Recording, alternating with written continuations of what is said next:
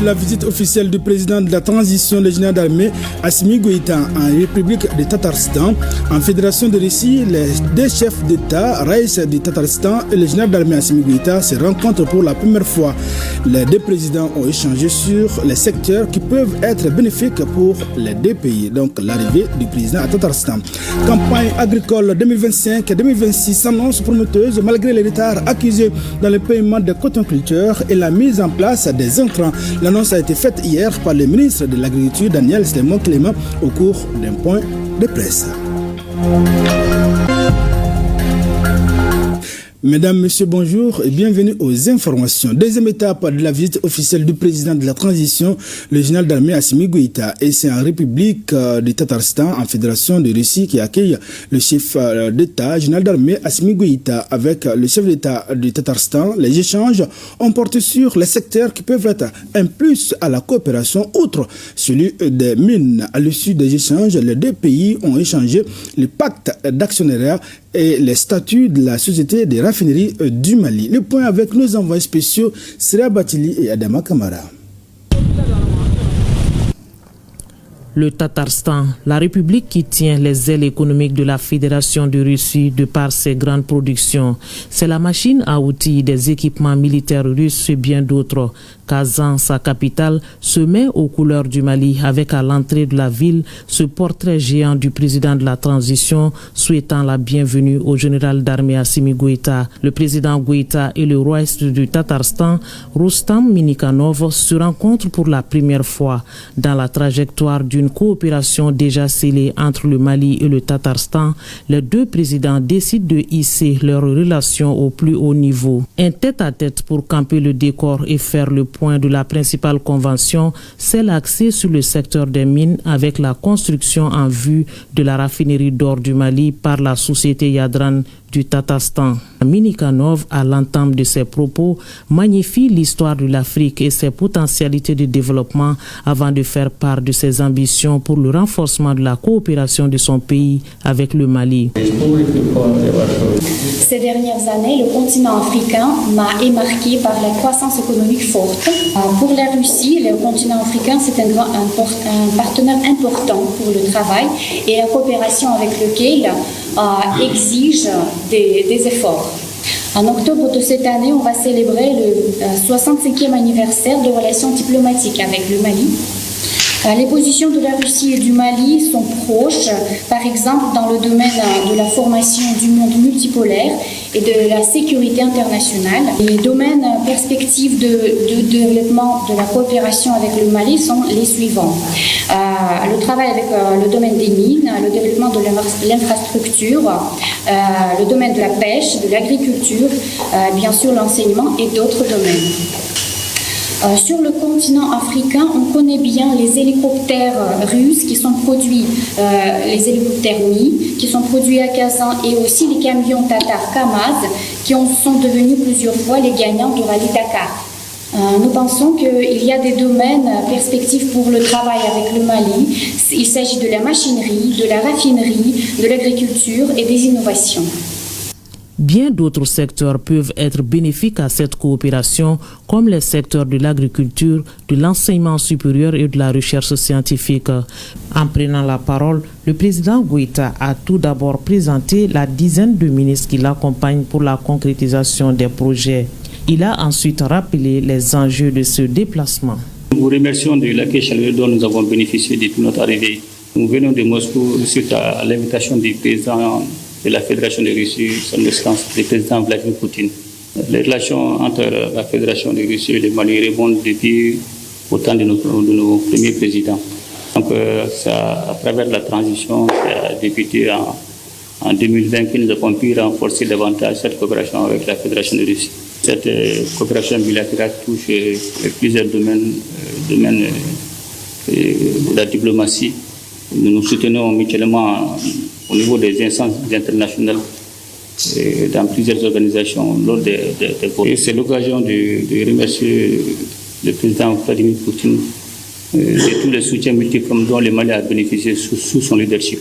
Cela concerne les transports, l'agriculture, les mines, l'énergie, aussi l'enseignement supérieur. Donc c'est dans ce cadre que nous avons vraiment demandé au président Vladimir Poutine d'effectuer une visite ici à Kazan. Après les échanges, les deux pays, à travers leurs ministres en charge des mines, ont échangé le pacte d'actionnaires et les statuts de la Sorema, Société de raffinerie du Mali.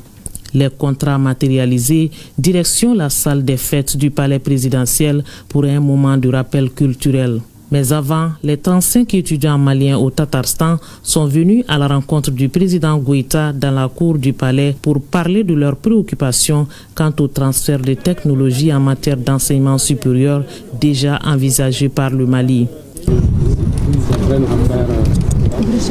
Les molécules dont on parle, c'est vous.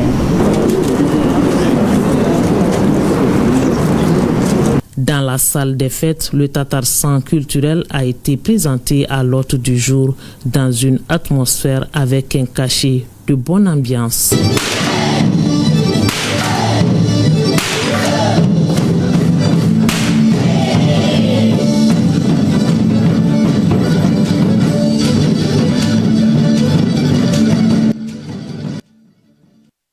Retour à Bamako où le ministre de l'Agriculture, Daniel Slémon Clément, a animé hier un point de presse sur l'évolution de la campagne agricole 2025-2026. Une campagne qui s'annonce prometteuse malgré le retard accusé dans le paiement des cotoculteurs et la mise en place des intrants. On retient que le paiement des producteurs sera bouclé la première semaine du mois de juillet. Des dispositions sont prises également pour livrer les engrais dans un bref délai. Des assurances données par le directeur national de l'agriculture et le PDG de la CMDT. Le point de presse a été suivi par notre reporter Chaka Konate. Le Mali s'est fixé un objectif de production de 11 696 721 tonnes de céréales pour la campagne agricole 2025-2026. Une analyse de la pluviométrie jugée excédentaire, des surfaces emblavées et de la mise en place des engrais. Cette analyse donc fait dire aux spécialistes qu'il n'y a pas lieu de s'inquiéter car la situation est identique ou meilleure que celle de l'année dernière pendant la même période. Pour l'approvisionnement en intrants, déjà pour la loi des finances, vous avez constaté qu'on a déjà les 17 milliards 600 millions qui ont été annoncés. Et sur ça, nous avons déjà pour le projet de développement de la productivité et de la diversification agricole dans les zones arides et semi-arides, PEDASAM, sur le financement de la Banque mondiale, on a déjà acquis 21 453 tonnes d'engrais minéraux. Il y a déjà des emblavures qui ont été signalées. Par exemple, au niveau du riz, nous sommes déjà à 49 280 hectares, soit 5,40% des emblavures prévues. Maintenant, pour les céréales sèches, en termes de maïs, sorgho, mil et fonio, nous sommes déjà à 307 663 hectares réalisés. Le président directeur général de la compagnie malienne pour le développement du textile, CMDT, affiche lui aussi la sérénité, se disant confiant malgré les retards accusés dans le paiement des cotonculteurs et la mise en place des engrais. Des dispositions sont prises pour que les producteurs aient l'air du début et juillet. Des mesures sont déjà prises et sont en exécution pour pouvoir mettre chacun dans ses droits.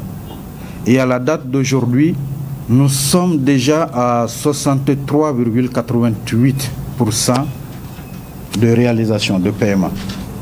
Et même là aussi, cette situation aussi n'est pas nouvelle. Comparé au niveau de paiement des cotonculteurs l'année passée, à la même date, le 20 juin, nous étions à 63,38. Et nous sommes confiants pour dire que d'ici la fin de la première semaine du mois de juillet, tout serait clos. Pour le complexe coton, nous sommes à un taux de livraison de 43,23%. Pour le complexe céréales, 38,93% et l'urée, 19,89%. L'année dernière, le paiement des cotonculteurs a été bouclé le 30 août, donc en pleine campagne agricole, ce qui impacte leurs activités. C'est pourquoi le président de la Confédération des sociétés coopératives des producteurs de coton du Mali, Yacouba Traoré, appelle les autorités à inverser la tendance, donc le paiement à temps et la mise à disposition des engrais le 30 avril de chaque année. Et un appel entendu par les premiers responsables du département de l'agriculture qui s'engagent à veiller désormais sur la bonne gestion des engrais. C'est le lieu vraiment de remercier tout le gouvernement sous l'égide éclairée de son Excellence le président de la transition, chef de l'État, le général d'armée Assimi Goïta, et aussi le Premier ministre, chef du gouvernement, qui ne ménage aucun effort, en tout cas pour que cette campagne, particulièrement la campagne cotonnière, soit une campagne réussie. Salue encore l'engagement de tous les cotoniculteurs, et surtout leur résilience, et même les fournisseurs d'intrants.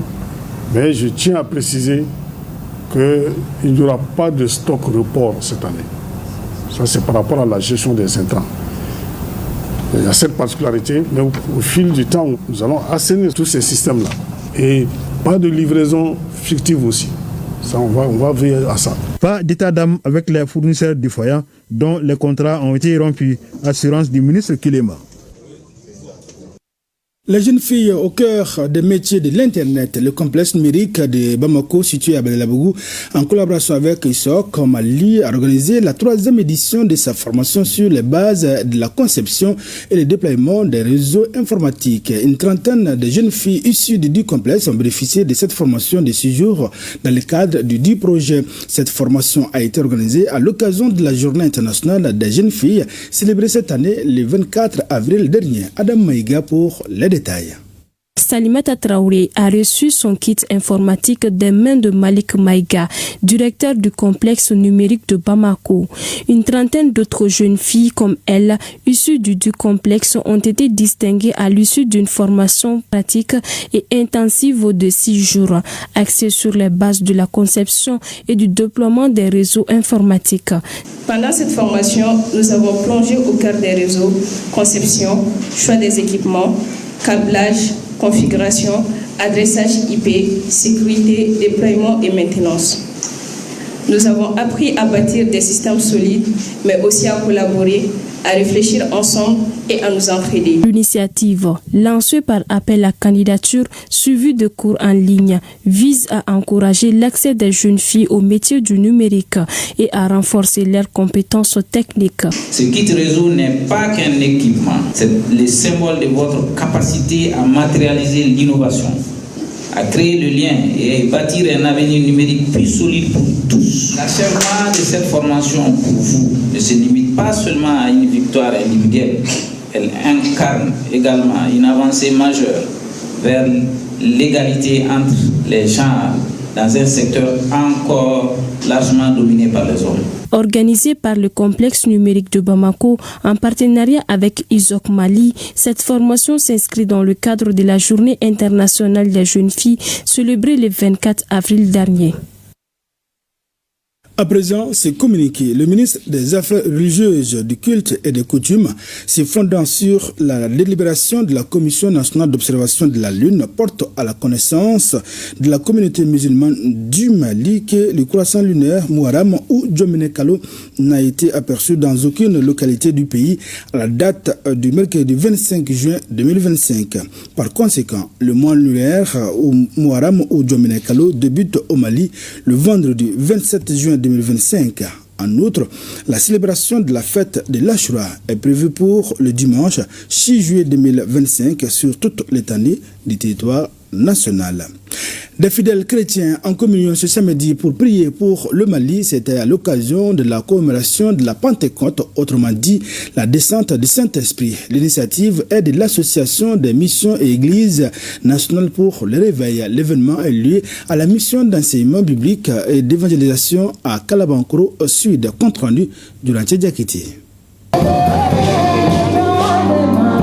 Des méditations, des offrandes et des prières pour la paix et la stabilité au Mali. Voilà entre autres activités au centre de la commémoration de la descente du Saint-Esprit. En cette fête de Pentecôte, des dizaines de fidèles chrétiens ont saisi l'occasion pour faire une mention spéciale aux femmes.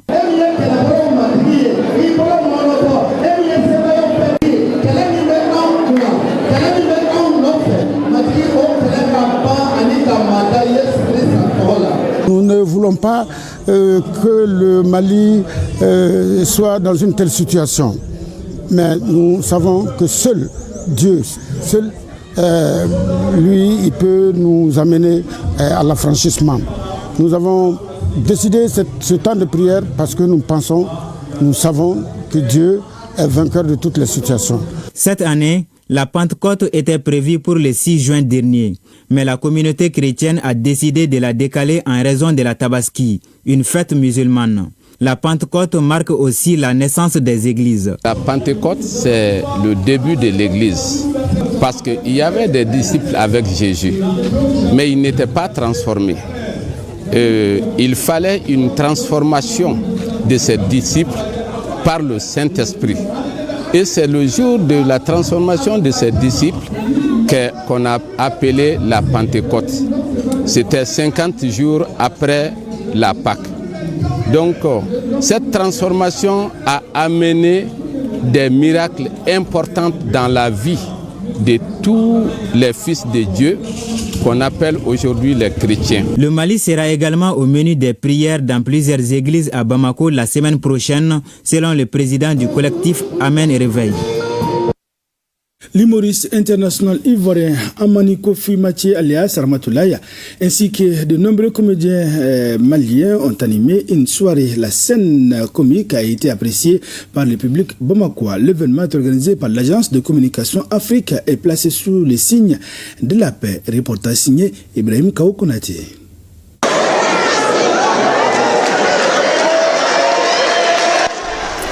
Le rire est souvent considéré comme une forme de soin thérapeutique en raison de ses nombreux bienfaits sur la santé. C'est un véritable remède contre l'ennui et le stress. C'est fort de ce constat que l'agence de communication Afrique a initié cette soirée comique dénommée Comedy Show.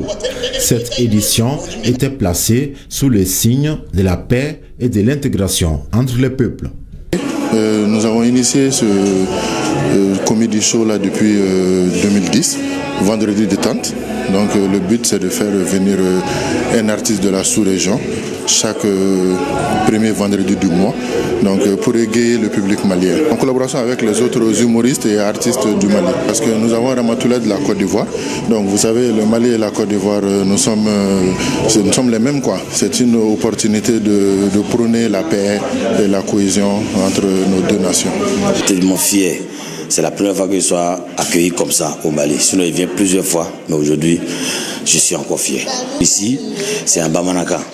Voilà, c'est pas facile, mais comme on comprend aussi Bamanaka, nous on parle du là aussi au pays, donc on va aussi mélanger les deux, français et puis le Bamanaka. On est fiers de voir nos collègues. Le côté politique, nous on n'a rien à voir dedans. On représente la culture africaine et aujourd'hui, on est fiers de ça. Un spectacle haut de gamme qui n'a laissé personne indifférent. Occasion pour nos artistes de montrer leur solidarité à l'artiste humoriste ivoirien. Ça nous permet de véhiculer des messages pour la jeunesse, pour nos enfants. Parce que quand on parle de l'artiste même, c'est comme un oiseau de paix. Les gens ont des difficultés, ils ont des problèmes. Donc avec ça, ils peuvent oublier leurs problèmes, leurs soucis, stress. Le rire, ça fait du bien au cœur même. Ramatoulaye, oui, c'est un grand comédien que j'apprécie il y a très très longtemps. Comme on l'a toujours dit, la Côte d'Ivoire et le Mali, c'est le même pays, c'est l'Afrique qui gagne. Ce fut un moment de joie inoubliable pour les uns et les autres. Le rendez-vous est donc pris pour le mois prochain avec un autre ténor de la comédie africaine. Tu vois, l'avion, quand on dit monter dans l'avion, on dit attachez vos ceintures, la femme du là n'a pas attaché les divas. Elle n'a pas attaché. Quand l'avion monte comme ça, on voit quelqu'un qui vient. Nous, on est quitté. Le complexe scolaire moderne Adjara vient d'organiser sa traditionnelle cérémonie de fermeture des classes. L'événement placé cette année sous le signe du patriotisme a été une occasion pour les responsables de l'établissement scolaire de remettre des cadeaux et des attestations de reconnaissance aux meilleurs élèves de l'année. On en sait plus avec Mohamed Namakeita. Cette tradition a été instituée par les responsables de l'établissement scolaire en vue de créer un cadre convivial et de renforcer la confiance entre tous les acteurs de l'école. C'est une grande occasion pour nous aussi de faire ce qu'on appelle une petite restitution à l'endroit des parents d'élèves en leur communiquant les résultats obtenus. Voilà les grandes lignes que nous avons exécutées comme activité durant l'année scolaire 2024-2025. Quand on regarde de façon générale, les résultats sont vraiment satisfaisants. Je suis très ému d'avoir participé à ces prestations de nos chers enfants qui prouvent à suffisance la qualité de l'éducation et de l'instruction du complexe scolaire Al-Jara. Et le thème de cette cérémonie, c'est le patriotisme. Et nous avons été agréablement surpris de voir comment les enfants ont intégré cet aspect et se sont dit et ont compris que ce n'est pas juste un mot creux, mais ce sont des comportements. Présent à cette cérémonie de fermeture des classes, les représentants du directeur des centres d'animation pédagogique des Kalabankoura encouragent les initiateurs à ce qu'elles soient pérennes. Les résultats sont des résultats qui nous honorent. C'est pour cela que le DECAP nous charge de vous informer qu'on demande à nos collègues de mettre beaucoup plus de sérieux dans tout ce que nous faisons. Parce que ces enfants représentent notre avenir. Cette cérémonie est aussi un espace pour les élèves de l'école d'exprimer leurs talents devant leurs parents à travers chant, danse, théâtre et autres manifestations culturelles. Le premier jeu de l'AES, c'est pour mieux renforcer la cohésion sociale et permettre aux jeunes de l'AES de s'épanouir à travers le sport. Les ambassadeurs des premiers jeux de l'AES du Mali et du Niger étaient présents à l'émission Grand Midi hier pour nous faire part de cette collaboration et de l'esprit du jeu de l'AES. C'est sous le thème AES, intégration par le jeune et un reportage de Mohamed Bari. Studio Tchorno Ahmed Cham, il est 11h. Une des émissions phares de la chaîne publique va commencer sous peu. L'animatrice Lala Touré et son équipe s'apprêtent à recevoir les ambassadeurs de la paix du Mali et du Niger. C'est pour dire que l'émission de ce jour a un cachet particulier. Nos ambassadeurs sont au Mali dans le cadre des Jeux de l'AES, une initiative des autorités des 3 pays afin de renforcer la cohésion sociale et permettre à nos peuples, particulièrement les jeunes, de s'épanouir ensemble dans le sport. Ces Jeux de l'AES pour simplement consolider les relations fraternelles et amicales qui existaient déjà entre nos pays, dans le but de les consolider, faire de telle sorte que les jeunes de l'AES soient solidaires dans ce combat-là qui est de la lutte pour la souveraineté. Donc à travers le sport, on pourra utiliser ça en tant que vecteur, nous en tant qu'ambassadeurs, dans le but de servir de sous-inspiration à cette jeunesse-là et la motiver de telle sorte qu'elle puisse s'impliquer afin de jouer son rôle dans le développement de nos pays respectifs. Préparer la jeunesse de l'AES pour des compétitions internationales, pour remporter des médailles pour notre espace commun. Il y avait 10 disciplines, le taekwondo, judo, karaté, lutte traditionnelle, tir à l'arc, etc., etc. L'émission Grain de Midi dure 1h30 minutes. Pendant le direct, le plateau a été un lieu de partage et de convivialité. Des pas de danse de Daba Modibo Keïta, ambassadeur des Jeux, à celui de son homologue nigérien, la chaîne publique a montré un bel exemple de cohésion, comme le souhaitent vivement les présidents de la Confédération. En invité surprise, le ministre Abdul Kassim Ibrahim Fomba, en charge de la jeunesse et des sports, a tenu à être présent. Je pense que ce cadre est un cadre idéal pour renforcer non seulement la cohésion entre les différents acteurs, les jeunes, mais également nous permettre de découvrir les talents. Parce que notre ambition aujourd'hui, ce n'est pas seulement de faire des jeux. Notre ambition, c'est de nous projeter, peut-être un jour avoir une équipe AIS. Et pour avoir une équipe AIS, il faut avoir des talents. Et je pense que ce cadre-là est un des meilleurs cadres pour pouvoir détecter ces talents-là. Les autorités témoignent ainsi de leur volonté de pérenniser ces jeux afin de contribuer à la cohésion entre nos peuples dans des pays souverains et en paix. Voilà, mesdames, messieurs, ainsi prend fin ce journal. Merci d'avoir été de nôtres. Passez d'excellents moments de télévision en compagnie des programmes de ORTM1.